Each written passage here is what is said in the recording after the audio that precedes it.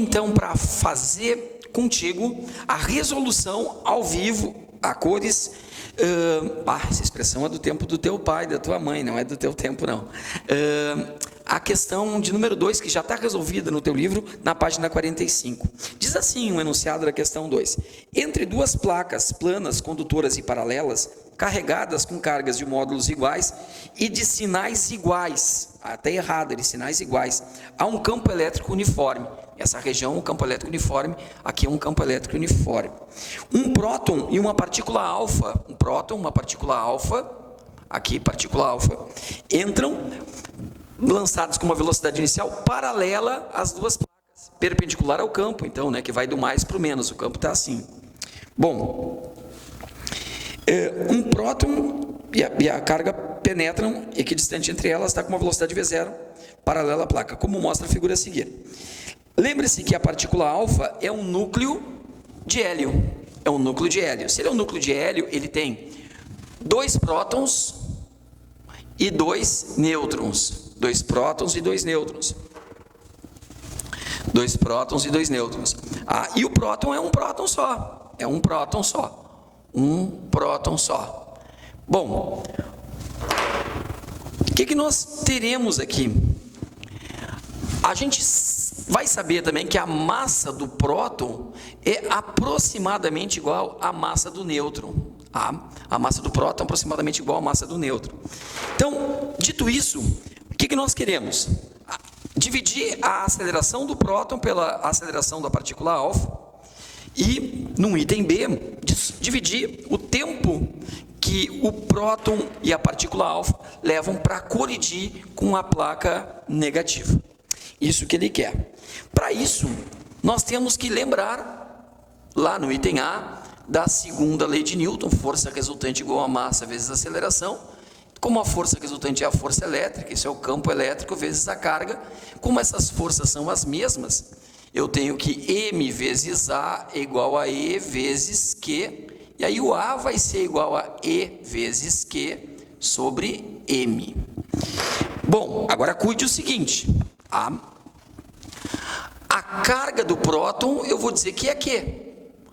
A carga da partícula alfa equivale à carga de 2 prótons, então é o dobro de Q. A massa do próton, eu vou dizer que é 1m. A massa da partícula alfa, já que tem 2 prótons e 2 nêutrons, e cada próton tem praticamente a mesma massa do nêutron, então aqui é 4m, certo? Então isso aqui tu não sabe ainda, vai saber quando estudar física moderna.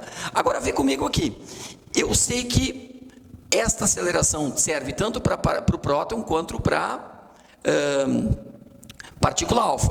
Então, eu vou dividir a aceleração do próton pela aceleração da partícula alfa. Então, eu vou ter aqui E vezes Q do próton sobre a massa do próton, dividido por E vezes Q da partícula alfa sobre a massa da partícula alfa. E aí eu estou dividindo frações, eu mantenho a primeira como está, multiplico pela segunda invertida.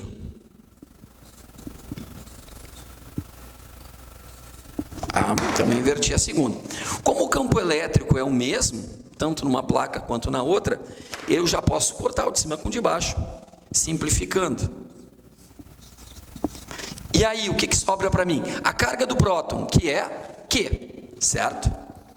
Sobre a massa do próton, que é M, vezes a massa da partícula alfa, que é 4m, dividido pela carga da partícula alfa, que é 2q. Vamos cortar aquilo que é igual, mm, q. Sobrou 4 sobre 2, e 4 sobre 2 dá 2.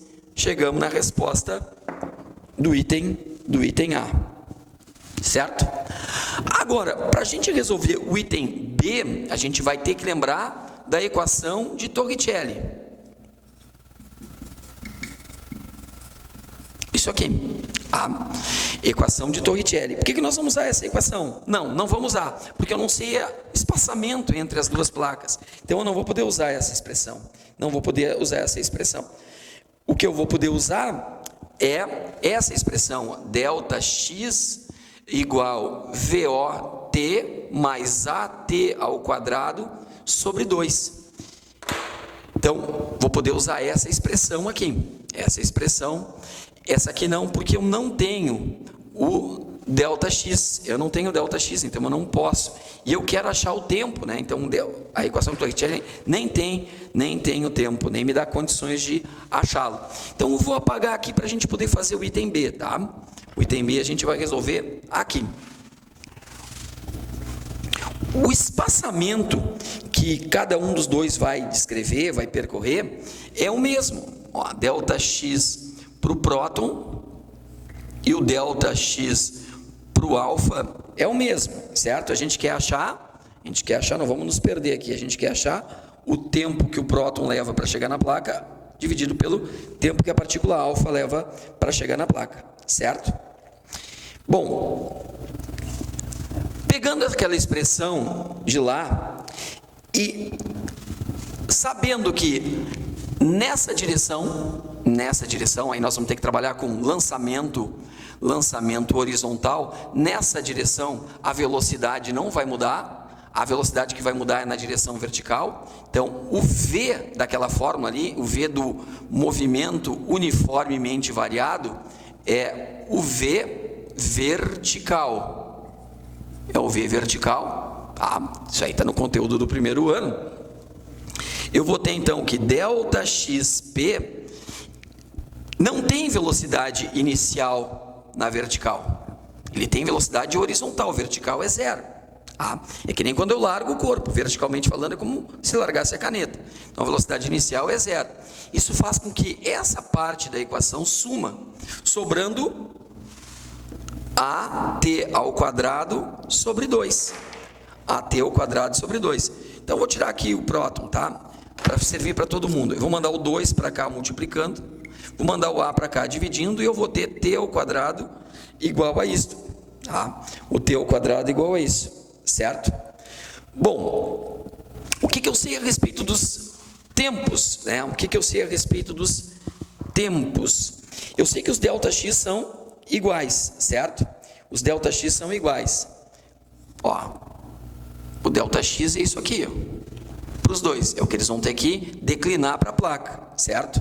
Então, como os ΔX são iguais, eu vou ter que AT ao quadrado sobre 2 para o próton vai ser igual a AT ao quadrado para o alfa sobre 2. Por quê? Porque os dois vão ter que declinar a mesma distância em relação à placa positiva, a placa negativa, em relação à placa horizontal que está embaixo. Então, eu já vou cortar esses A de baixo aqui. A aceleração do próton, o que eu sei?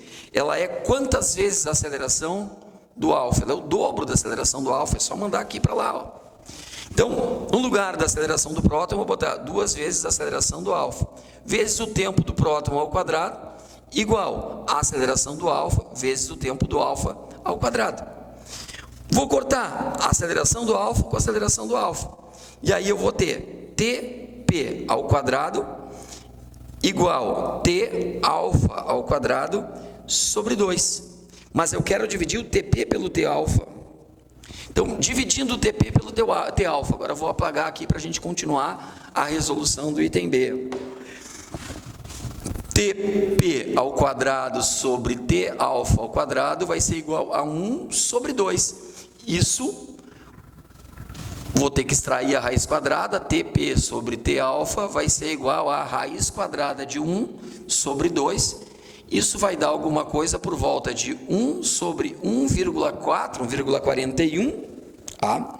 Ou, como o teu livro está propondo, melhor ainda, né? A raiz de 1 é 1, a raiz de 2 é raiz de 2, racionaliza o denominador, como manda a matemática, vai ficar aqui raiz de 2 sobre 2. O resultado sem unidade de medida, porque eu estou dividindo tempo pelo tempo. Então está aí o item B, usando bastante o movimento uniformemente variado. Certo? Segue lá, vamos fazer mais um exemplinho aí para ti, para a gente poder resolver as questões que estão no livro e da nossa lista, e aí tá